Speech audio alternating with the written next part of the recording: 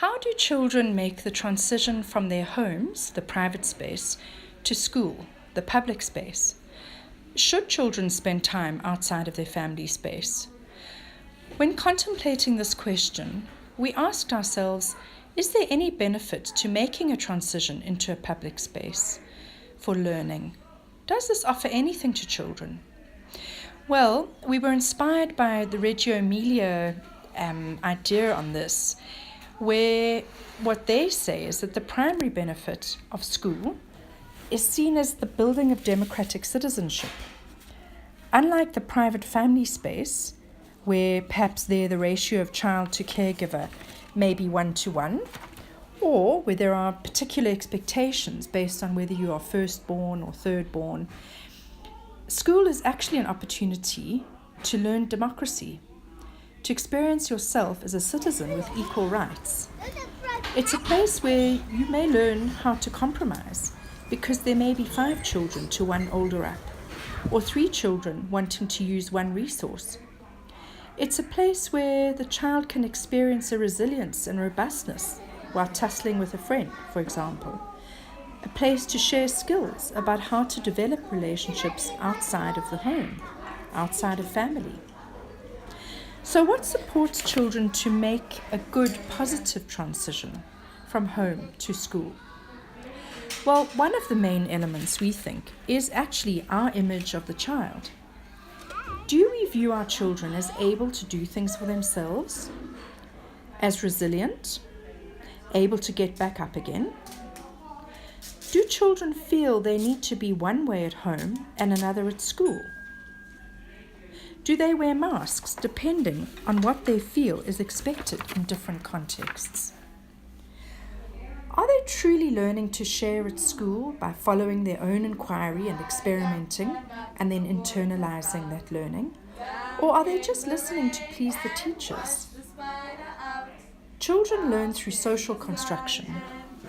At home, you might have mom to yourself. You might not have to share.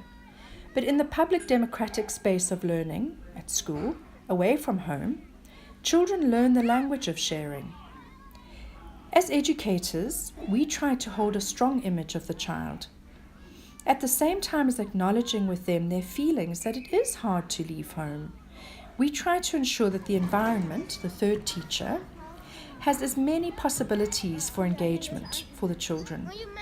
Parents support their children by not just dropping off at the gate, but facilitating their children plugging in with what's on offer at school, as well as having play dates with peers after school, and supporting children to use their new skills at home.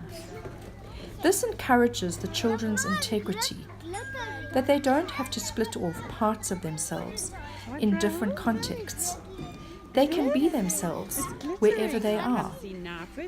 At home, can they perhaps try new behaviors, fall down, get up again?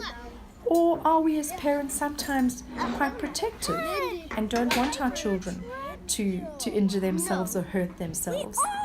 Can we step back a little bit and watch them taking a few risks and then encouraging them and supporting them when we see that they can manage some things for themselves? These are some of the issues that we've been talking about in working out how best to support this transition from the private space into the public space. We do believe that it is important to acknowledge children's feelings. If a child says that they're missing their mom or their dad, then we say yes, and they're missing you.